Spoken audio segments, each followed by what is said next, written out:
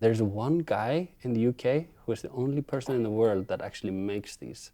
In the very early days of Edison, they didn't have the technology to copy a record. They would just get the band in, play the song a couple of hundred times. That's mental. Now this is a Cribs first, or second, or the first time we've come back to Cribs that we've already done. And there's a few reasons for this. Because the Cribs that we did before in this location, well, it wasn't the highest production values and the sound was particularly bad. So we think that this gentleman is deserving of a better production quality, but also because this gentleman has moved studios into a new space. And I have a feeling it's pretty spectacular. Mr. Olafur Arnalds. Hello. Hello. How you doing, mate? Come on in. Excellent. This is insane. It's not too shabby. So how long have you been here?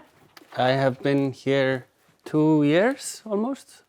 This was Sigur Rós's rehearsal space. Okay. So they kind of built the space. They did like some basic acoustic treatment, but that was all designed as just like a nice live room to play around in, write music. It wasn't designed as a studio. Okay. And I've seen you use this for like performances and stuff. Yeah, I mean, it's pretty. So Yeah. we film a lot in here, and there's plenty of space. Yeah. Brilliant. Yeah, it's a really, really nice live room for strings, piano, Really? drums. Yeah, it's surprisingly nice. And you were a drummer, weren't you? I was, yeah. I was a drummer in some punk bands. I have an award for my drummanship at home when I was 16. I was the best drummer at the Battle of the Bands in '99, I think. The Battle of the Bands with my punk band. So this is the main room through here? Yeah. So this is just an office, but also the live room. Okay. The rooms are separated here with this wall, and we record like on this side of the wall, but I'm not recording live music that often, so normally this is just an office for Árni and sometimes some other people who work here with me. Excellent. And the ubiquitous harmonium? Yes, a very old one that I'm keeping for Sigur Rós. Right. I doubt they remember. Okay. And They've got quite a few, don't they? They have many, and they were also keeping this for someone else. Nice one. So let's have a look here. Yeah. Oh, this is spectacular. This so is who designed this? It's put together from a few different bits. I mean, Sigur Rós had already put in this beautiful tree wall. Wow. Which are from some trees from the east of Iceland, from our only forest. So I'm skeptical about cutting them down. So I'm glad they did it and not me. Yes. You don't have many trees. Yeah, we don't have so many trees in this country, but this is Icelandic wood, which is really rare here. Yeah. And on the other side of that is storage. So they had put that in. They had designed the ceiling with some engineering firm, and this is all like designed to stop sound from upstairs. My old studio is just here. Above, isn't it? Yeah, just no Halloran is in there now. Okay. So I don't hear anything from upstairs, but it also, as you can see, has some diffusing quality to it. But me and my carpenter, along with the engineering firm, basically designed the rest in here, like this wall, bass traps and stuff like that. And then the studio itself, like wirings and desk and everything, was designed by Matthias, who has worked with me a lot and is my kind of microphone dealer as well. I know he's gotten you some stuff as well. Yes, yeah. Pusher, I would say. He's a pusher, our drug dealer. So he designed like just how everything is plugged, and it's an amazing job. I'm going to try to walk you through some of it, but I do not have the technical understanding to explain some of the things he did in here to like reduce noise levels to like absolutely zero on the signal chain. Really? It's just incredible what he did. God, I wish I could say the same. My shed. I've got a terrible problem with that.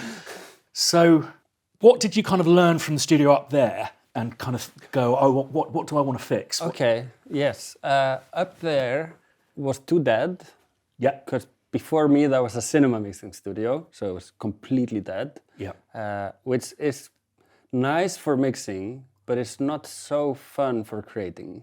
because it's not that inspiring. So I just wanted a good sounding live room in a way, like a room that will sound good for my piano, but still work for mixing. But it's not that in here at all. No. It's very isolated, but it's not.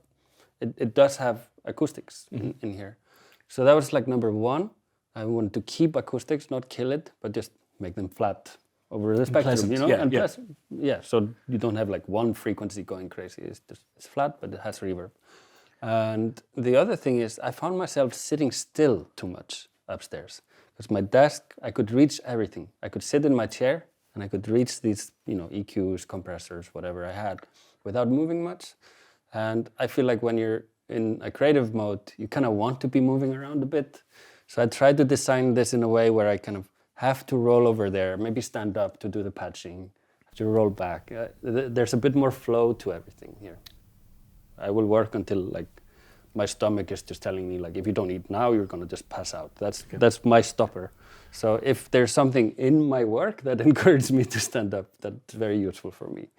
Yeah, those are kind of the main two things. And then of course, just designing everything from scratch and knowing what the end point is. Yes. Instead of designing a small studio and then just constantly building on top of it until it's just a mess. So this is all built and designed for also future additions. Right. If I need to add more gear, there is room in the patch bay. It's already wired. We have places for it, Great. So I can still add gear up to a certain point, which is probably the point where I shouldn't be buying more gear anyway. Yeah. My shed is, you can barely open the door now. Yeah, yeah. I haven't bought synths lately. I've been just kind of happy with where I'm at. I'm hoping this mindset stays. Yes. But you're still a massive Korg fan. Well, yeah, I bought that. Except for that. Yes, I'm a massive Korg fan. Actually, the 10, which is in the back there, that was my first synth, I think. Apart from some digital virus or something I had, which didn't even have a keyboard.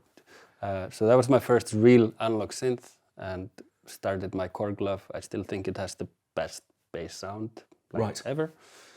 And then I got into like the PS3100, which is a polyphonic synth. Wow. It has 12 oscillators. That's right, yes, I do remember. So it has an oscillator and the whole signal chain per note.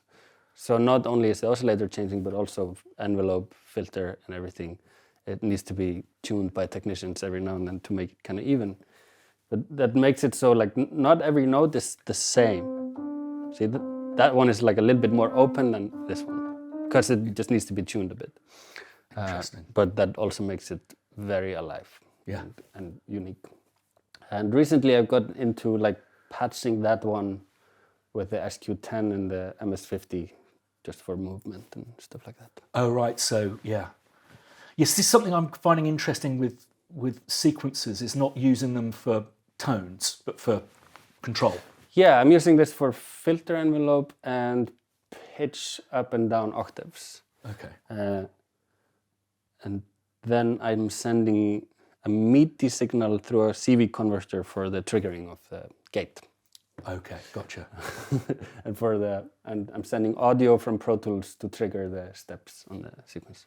That's so you can trigger it in rhythmical sequences, not just the dun dun dun dun. You can create rhythms and trigger a rhythm for how the filter opens and closes, how it pitch changes, and then also the reset points. So you want to do a loop of 5 and then a loop of 7. That's no problem. Okay. You can always trigger a reset. That's given me some inspiration for some of my toys. Are you a MIDI conversion guy? Yes. Yeah, I mean, I just install MIDI mods. This is MIDI modded, so you can. There's a built-in converter from MIDI to CV for just added inputs here. These used to be junctions on the synth, but I can just use junctions from another one, and this has become MIDI CC outputs. So I can patch that into anything and just send MIDI. Fantastic. And you've got your 2 wonderful pianos that you... Did these go all around the world with you? These not. I have... I have 3 pairs of these. Wow. Because that was cheaper than shipping things everywhere on tour. Yeah, they're really heavy, aren't they? They're very heavy, and just in general, shipping pianos across continents is not something you want to do. It's not particularly environmentally friendly, and and you can't really put them on planes that easily because of they need to be in pressurized cabins. And do they? Yeah. So you kind of just have to put them on a ship, and that's going to take 6 weeks, and it's impossible for touring. So we had to get 2 of these in America. We made a deal with Yamaha in Europe and got 2 of these there that they're keeping for us. And then I have these here, and they stay in my studio here and go on Icelandic shows I play, which is every 2 years or something. And that's a very interesting looking piano over there. What's this? I think it's Andreas Christiansen, a Danish piano maker who made a lot of these in the 50s and 60s. So if you go to Denmark, you can find these pianos by the bulk in secondhand stores. Oh, really? So I just had someone send me 2 that I had never even seen before, and I just picked the better one to put here, and I gave the other one away. Can I play it? Yeah. Oh, it's extraordinary. Yeah.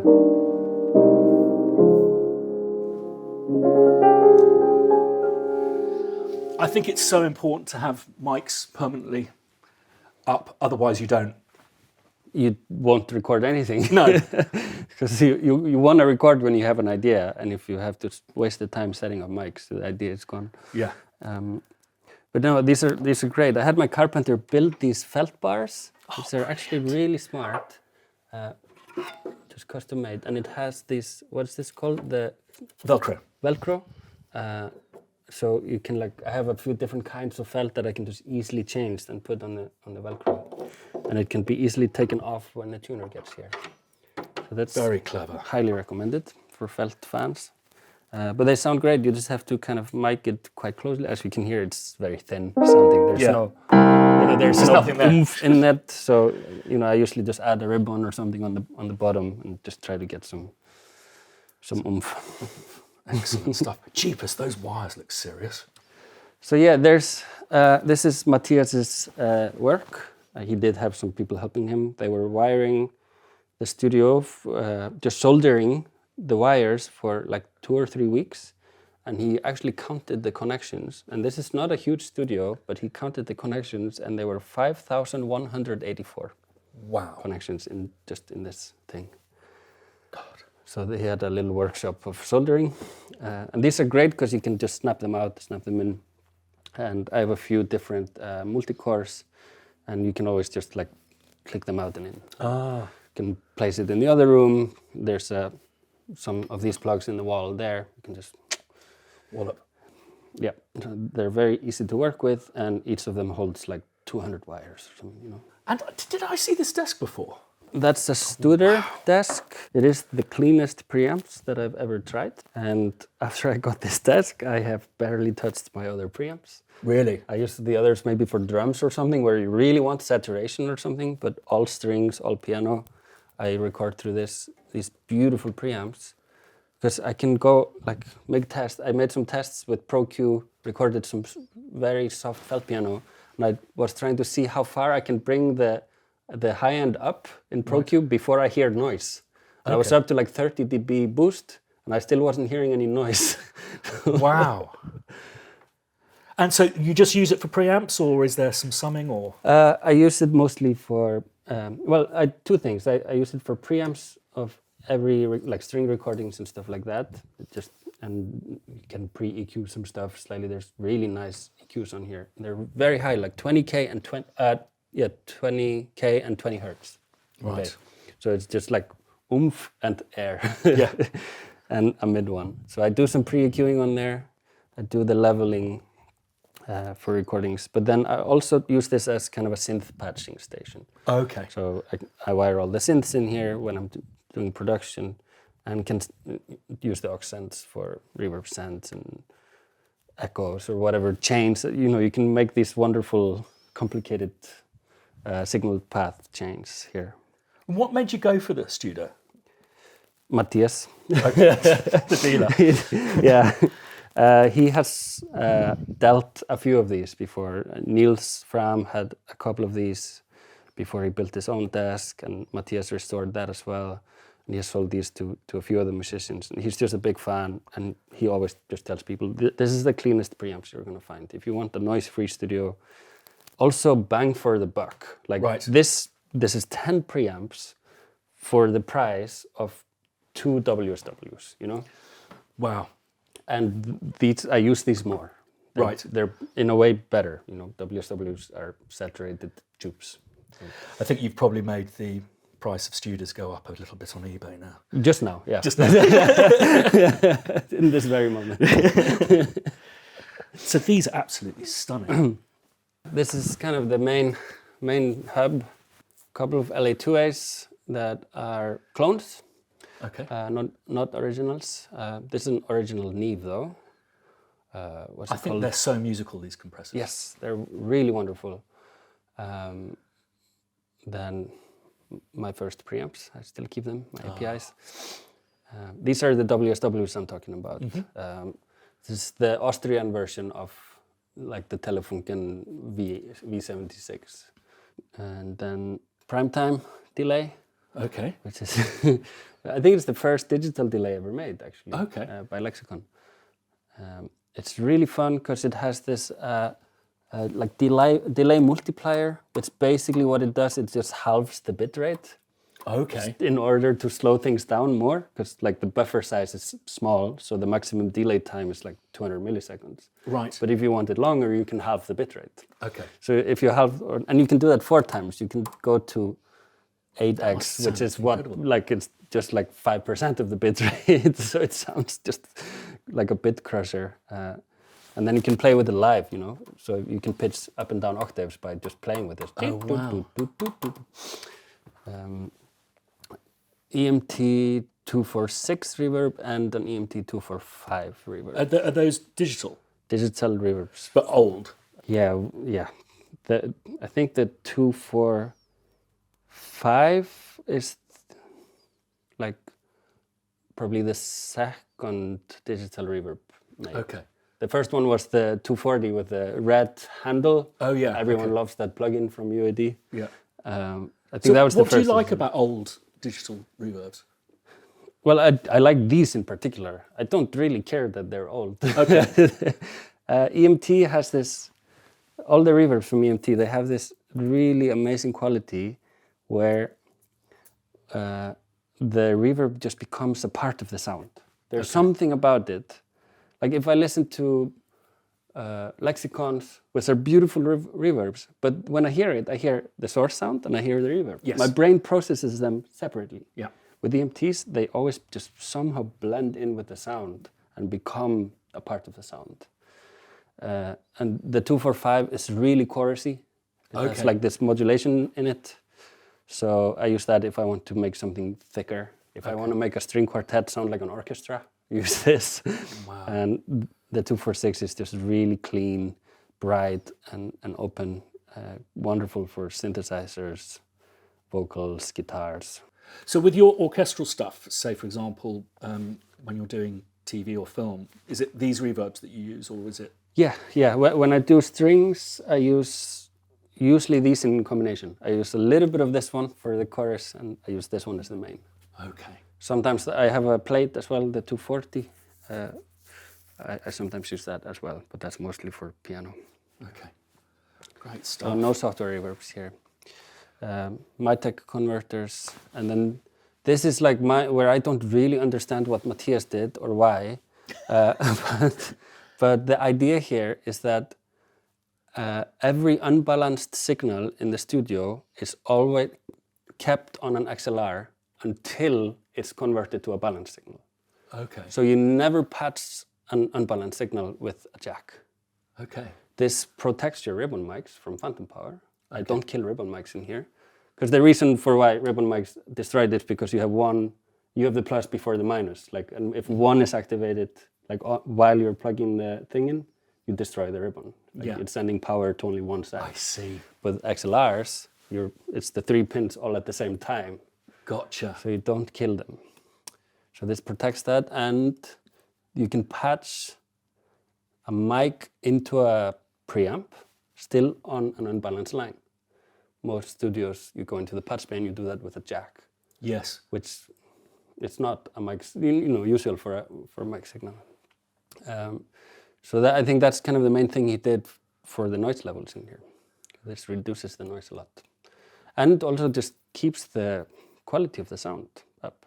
Yeah. And these are Bantam plugs. Yeah. Different than. Telephone Oh, where did I take this? Fuck.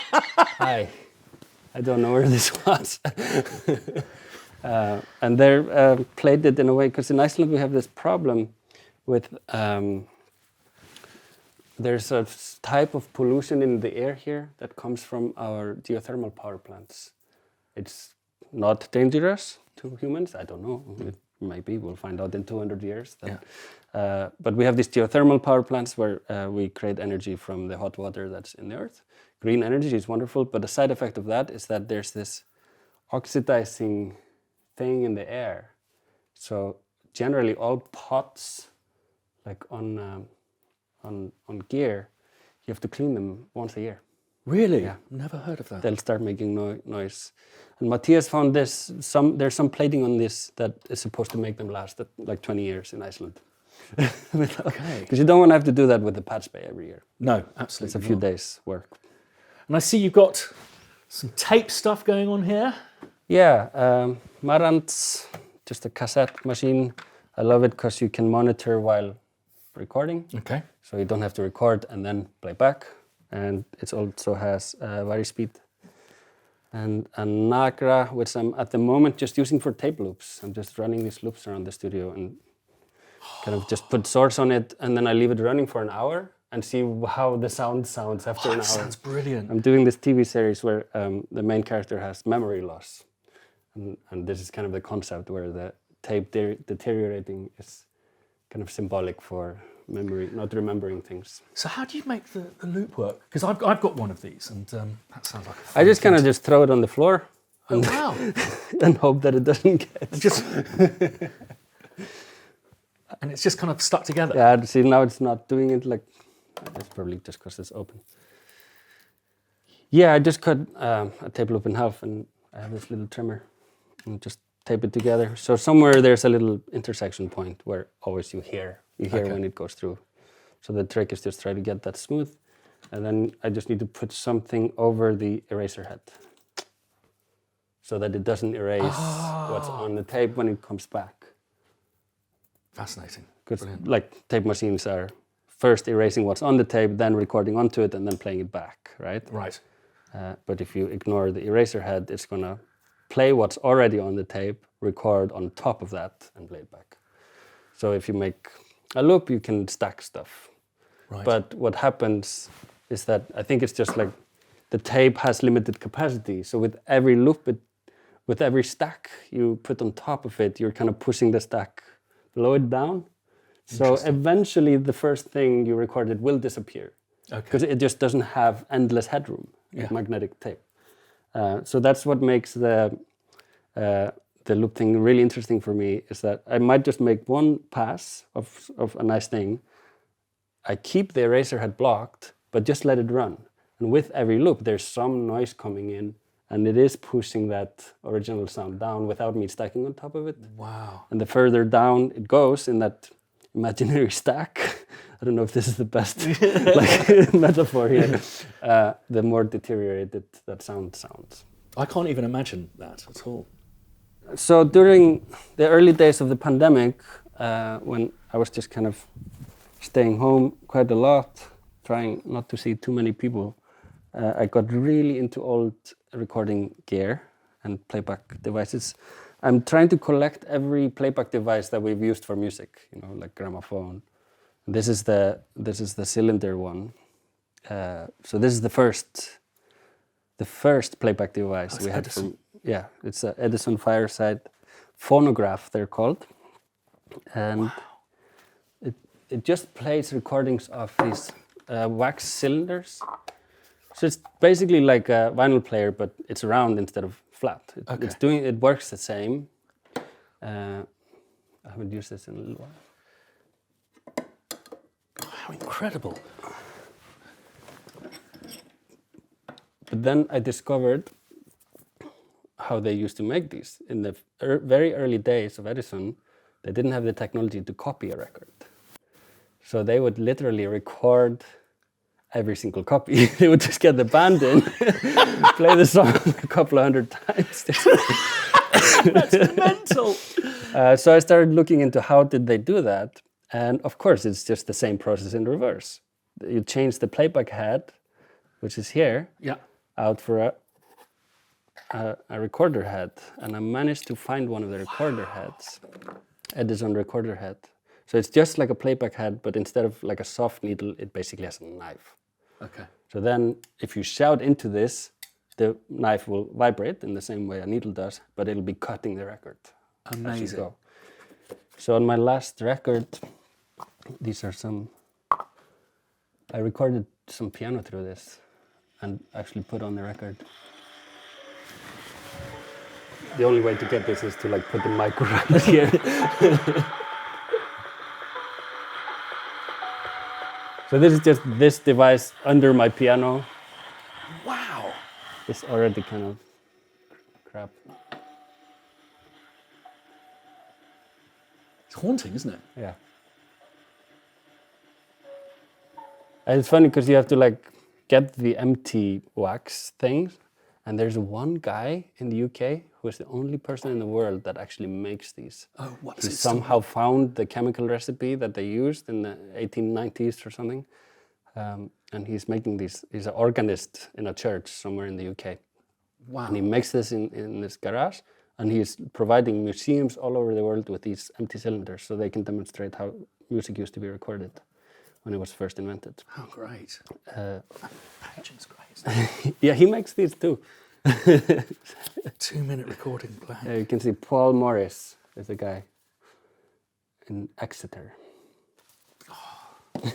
What a wonderful With story. a Yahoo email address. I love it. So what else have you got your eyes on? So this is the first. Yeah, then there was the gramophone, the traditional, like the Edison gramophones and the RCA stuff, the Victrolas. Then they had like these thicker discs. And then you have this period before the CD, like of course there's cassettes and reel-to-reel in the meantime. And then you have this period of experiments. There's wire tape. Okay. There's laser discs and all this stuff, I remember those, yeah. But the wire tape is the next one on my list to try to find. Okay. So it was like, you know the Binson Echoes, that they have a wire instead of tape? Yeah. So it was that, just reel-to-reel machines that just have a wire. Wow. That's, And then there's the 8-track cartridge as well, isn't there? Yeah, there's so many. I just want them all. It's going to be my museum. When I'm old, I'm going to have a museum of these things. It's fantastic. So, and you've got a nice collection of chorus echoes. Yes, this is. I have 3 here because traditionally there's always one being repaired. I was going to ask. And yes, they're very mechanical, aren't they? There's usually one being repaired at any given time. So I do have one more actually, and then I just change it out. When that one goes in, one other will go into maintenance. It's just constant with these. And I know really they're they're trendy now, but I do not recommend these. I do not. It's expensive maintenance, and it's annoying, and it's a lot of time. But of course, and you make use of them, you? Every single day. Really? This is the most used stuff here. I do not record a synthesizer without this. Really? Like, what do you think? What do you like about it? Just the liveliness. I use it almost always as a stereo. So when I'm doing synths, I like them to be stereofied. So there's a delay somewhere. And instead of using something like Echo Boy or whatever, which I love, this is just something that has so much character, brings it alive, and feels like almost like an acoustic instrument to me. Right. The reason I like these kind of things with synths is I believe they add a harmonic series. They do, yes. Yeah, there's a saturation to it as well. Yeah. So even with bass lines, which shouldn't really echo too much, I do put a little bit in there just to give it a little saturation, little harmonics. So you can hear it better, Yeah. I think. Yeah. Absolutely fantastic. And what's this? Oh, this is your ENT controller. This is a remote for the EMT246, the digital one. And this one is the remote for the plate. Just have to kind of hold it for a long time. And there's some screws that tighten the plate to shorten the reverb time. Yeah. I'm newly into this thing. It's like a ring to control things. And this is an Icelandic company called Gengi, and they've been contacting me for like 3 years to want to give me one of these. Right. And I just hate the whole idea of this. Like, right. It says, like, I don't want to be waving. It's just awkward. The whole glove thing of of Imogen. I love these people, but this is not for me. Yeah. And then my friend started working for them, and he created a Pro Tools preset for this ring. So now when I'm usually here alone, I don't work with an engineer.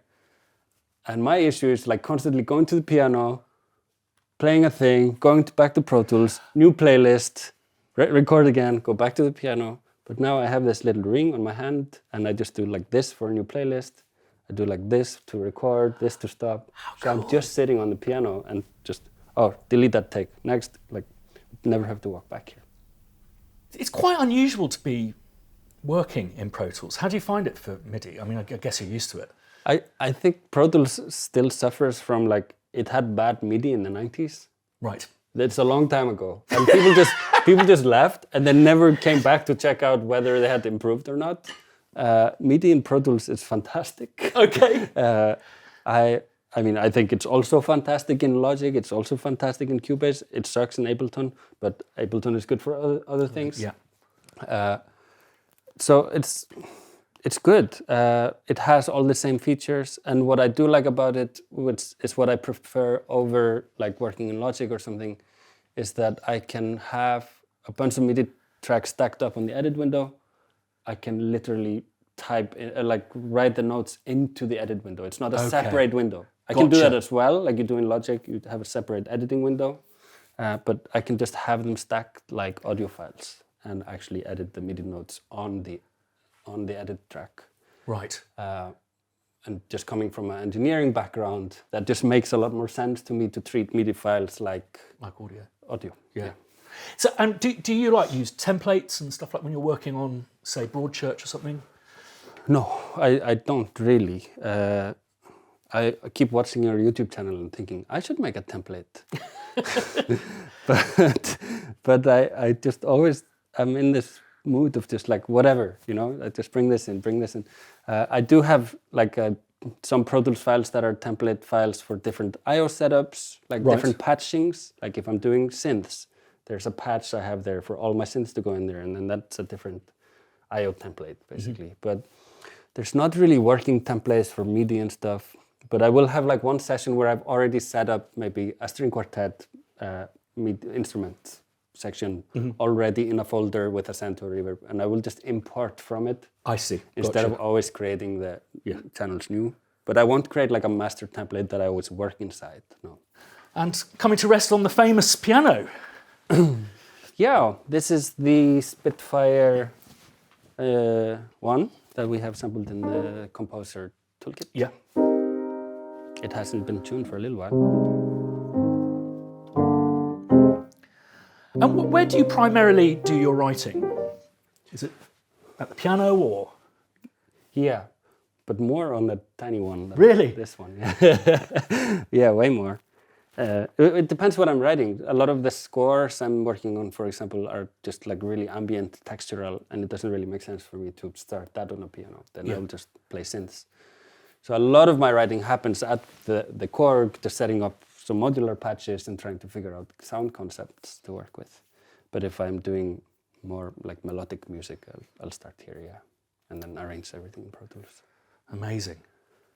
Well, thanks so much for showing me around. It's an absolute triumph of a space. I guess it's where you spend all of your life, so it's important to get right, isn't it?